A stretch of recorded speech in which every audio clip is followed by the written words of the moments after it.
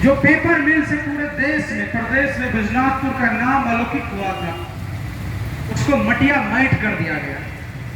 जबकि यह क्रांतिकारी भूमिमान और हक अधिकार की रक्षा के लिए सदियों से सम्मान पूर्वक संघर्ष किया है, उसके बावजूद भी एक बड़ी साजिश के तहत इस बार भी मुख्य बाजार के बीचों बीच से निकलेगा ना हम नसी से निकलेगा, ना हम नसी से निकलेगा, ना हम सफर से निकलेगा, हमारे पांव का कांटा हम ही से निकलेगा।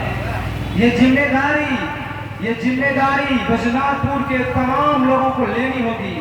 आज मुझे बहुत खुशी मिल रही है कि विभिन्न धर्म संप्रदाय के लोग यहाँ निवास करते हैं। आप यहाँ जब मैं आया तो उस मजबूती को मैं एहसास किया हूँ कि जब बिजनाथपुर के मान और सम्मान हक अधिकार की लड़ाई की बात आई तो बिजनाथपुर के प्रत्येक घरों से नौजवान निकल के आए हैं।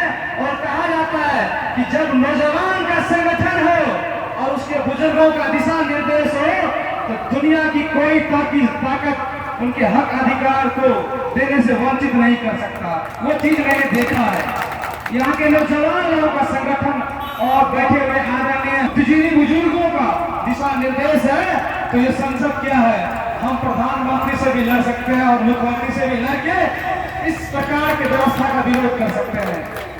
निश्चित तौर पर ये अंडरपास पुल बनाकर बिजनाथपुर को दो भागों में बांटा जा रहा है। बिजनाथपुर की एक अपनी अलग ऐतिहासिक विरासत रही है, उसको खत्म करने की बड़ी साजिश है। साथियों, ये बड़ी चुनौती है हम लोगों के सामने, क्योंकि जब पेपर मिल को खत्म किया जा रहा था तो उस वक्त भी एक मजबूत आवाज निकलनी थी, लेकिन ऐसा नहीं हुआ। लेकिन ये आवाज सहरसा से पटना तक जानी चाहिए कि बिजनाथपुर सहित आसपास के लोग अपने सम्मान की रक्षा के लिए सड़क पे संघर्ष कर रहे हैं।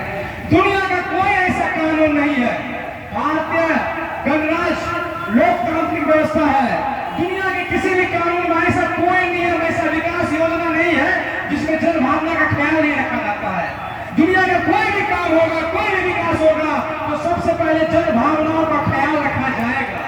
लेकिन वर्तमान दौर में कौन ऐसे नेता है, कौन ऐसे विकास पुरुष है या कौन ऐसे ठेकेदार है जिन्होंने ऐसा एनओसी लिया है कि बिजनाथपुर को दो भागों में बांट दिया जाए? यह बिल्कुल गलत है, निराधार है। इसका सिरे से विरोध होना चाहिए और बड़ी संख्या के साथ हम लोगों को यहाँ से निकलकर जिला कलेक्ट्रेट तक जाना चाहिए, क्योंकि यहाँ अगर हम बैठे हैं इस भीड़ को अगर जिला कलेक्ट्रेट भी देखेगा, डीएम साहब देखेंगे तो उसको भी लगेगा नहीं, इन चीजों में सुधार होने चाहिए। और दूसरी बात साथियों, यह निश्चित तौर पर माना जाता है कि हम लोग जब अपने हक अधिकार के लड़ते हैं तो बहुत सारी कठिनाई आती है, उस कठिनाइयों का हम सामना करेंगे। हमारे मुन्ना भैया कह रहे थे, बहुत सारे लोग फेसबुक पे ज्ञान दे रहे हैं कि ये लड़ाई पहले क्यों नहीं लड़ी गई या पहले क्यों नहीं शुरू की गई। ऐसा नहीं है, कहा जाता है कि जब जागो तभी सवेरा। इसीलिए अगर अभी हम जगे हैं तो हम अपने हक अधिकार को लेकर रहेंगे। कुमार दुष्यंत की कविता को याद करना हमें कि हो गई है पीर पर्वत सी पिघलनी चाहिए, हो गई है पीर पर्वत सी पिघलनी चाहिए, इस हिमालय से भी कोई गंगा निकलनी चाहिए। आज यह दीवार पर्दों की तरह हिलने लगी, शर्त यह थी कि इसकी बुनियाद हिलनी चाहिए। हंगामा खड़ा करना मेरा मकसद नहीं, हंगामा खड़ा करना मेरा मकसद नहीं, हमारी कोशिश है कि ये सूरत बदलनी चाहिए। मेरे सीने में ना सही, तेरे सीने में ही सही, पर हो कहीं भी आग हो, आग जलनी चाहिए। तो वो आग जलाने की जरूरत है और हमें पूर्ण भरोसा है इस लड़ाई को हम लोग व्यवस्थित और न्यायिक तरीके से लड़ने का काम करेंगे जो हम लोगों का मांग है। क्योंकि जन भावना, जन आकांक्षा का ख्याल रखना हर कानून में है, उस तहत हम लोग लड़ेंगे, बाजार को बचाने का काम करेंगे।